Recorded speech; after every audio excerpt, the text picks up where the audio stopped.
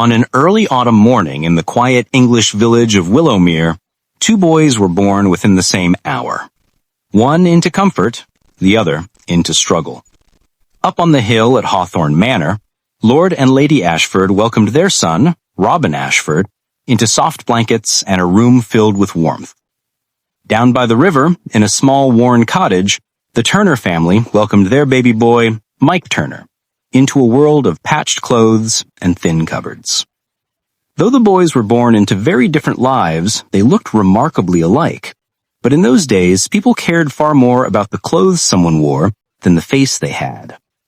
Robin's days were spent with tutors, books, and lessons in proper manners. Mike's days were spent doing chores, searching for work, and worrying about the next meal. Robin always had food. Mike often went hungry. Mike's father grew more frustrated each year.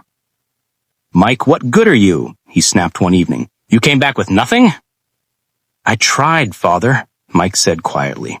"No one needed help today." "You don't want to beg and you don't want to break your back. Maybe you think you belong in that big manor on the hill."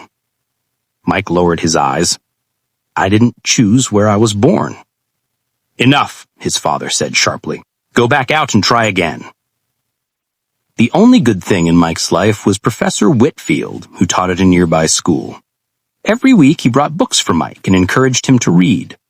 "Books are a man's best friend, Mike," he used to say.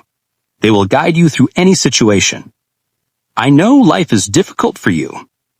"No," Mike whispered one afternoon, sitting beside him. "Nobody knows." "Tell me, Professor, why wasn't I born into a family like the Ashfords? I don't want to be a pauper all my life. It isn't fair." Professor Whitfield opened a book but kept his eyes on Mike. "Who said you have to be a pauper just because you were born in a pauper's house?" "But isn't that how it works?" Mike asked. "A pauper's child is a pauper, and a lord's child is a lord. As we grow, we can choose to be someone else. In fact, we can choose to be anybody we want to be. Answer me this. If you had to choose poor but honest or rich but dishonest, what would you choose?" Mike answered without hesitation. "If the only other option is to be dishonest, then I would rather stay a pauper and be honest." "Exactly," Professor Whitfield nodded. "You see now, you can always choose. It doesn't matter if you were born in a manor or a cottage. Being honest and noble takes courage, Mike, and I know you have that courage. I believe in you." "Thank you," Mike whispered. One fine day, Mike wandered off looking for food. After walking a few miles, he reached Hawthorne Manor. He stood amazed at the tall, grand structures before him. He slipped around the bushes trying to get a closer look. He saw Robin Ashford playing with his toys. He must be the young lord, he thought. I wish I could have a life like that. "Off with you! This isn't your place," a servant barked. A calm voice cut in. "Let him go." Robin Ashford stepped forward. "What's your name?" "Mike Turner, sir. I wasn't trying to cause trouble." Robin surprised him by inviting him inside and offering him food and sweets. Mike couldn't believe he was standing in a real manor. "You're very lucky," he murmured. Robin studied him closely. "You look a little like me," he said. Mike shrugged. "Only in the face. Everything else is different." Robin thought for a moment and then smiled. "What if we switch clothes for a while, just to see how people treat us?" Mike hesitated, but Robin insisted it would be harmless. After changing clothes, Robin quietly took the Ashford family seal from his drawer and slipped it into the pocket of his dirty, borrowed clothes. When they looked in the mirror, they looked almost identical. But before they could switch back, a servant suddenly called for Master Robin, meaning Mike. Guards led Mike deeper into the manor. Meanwhile, Robin, now dressed in Mike's ragged clothes, was forced out of the manor gates and told never to return. Robin hurried down to the Turner cottage to explain. Mike's father opened the door and scowled. "There you are, out all morning and nothing to show for it." "Please, I'm not your son. I'm Robin Ashford." Mike's father snorted. "Robin Ashford wouldn't be walking around in rags. "You're Mike and you'll work like Mike." He shoved Robin inside and pointed at the woodpile. "Get chopping." Robin stared at the axe, realizing for the first time how hard Mike's life really was. He had no name here, no status, no one believed him. Just as Mike had predicted, clothes and birth determined how people treated you. Afraid and hungry, Robin wandered into the village. As he walked through Willowmere in Mike's clothes, he saw poverty everywhere. "We waste food every day at the manor," he thought. "And here they don't have enough for a family of 2. People ignored him. Some insulted him. Others shoved him aside. No one believed his true identity. He slept cold, he ate little.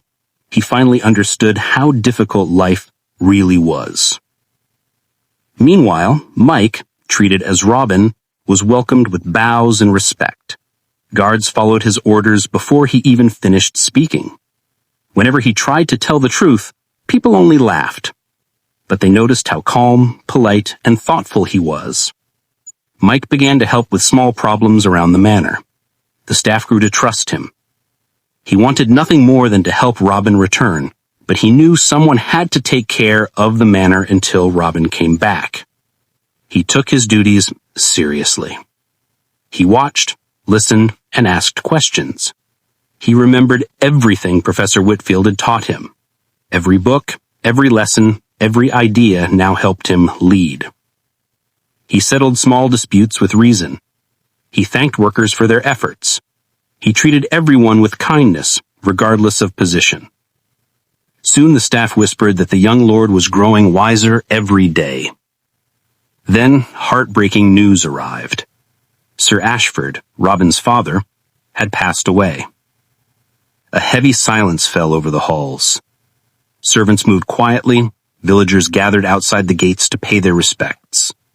Everyone looked to the young heir, Mike, for guidance. Mike felt his heart sink. Robin should have been there. Robin deserved to say goodbye. The truth couldn't stay hidden much longer.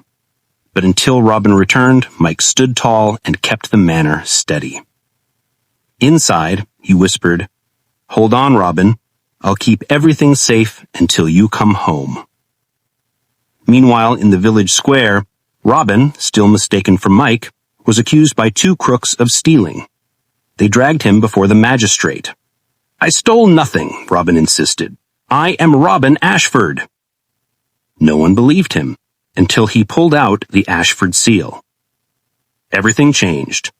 The magistrate agreed to escort him back to the manor, especially with the heir proclamation ceremony only hours away. The next morning, the courtyard filled with villagers waiting to hear the name of the new heir. The herald raised the scroll, preparing to declare Mike, still mistaken for Robin, as the rightful heir. "Stop!" a voice shouted. Robin stepped forward with the magistrate at his side. Gasps filled the courtyard as Robin and Mike stood together and explained the entire story. The switch, the confusion, and everything they had learned. Slowly, the crowd understood. The guards apologized. The staff lowered their heads in shame. Robin took his rightful place as heir. Mike, who had acted with honesty when he could have taken everything, earned everyone's respect. After the ceremony, Robin turned to him. "You acted with honesty when you could have taken everything," he said.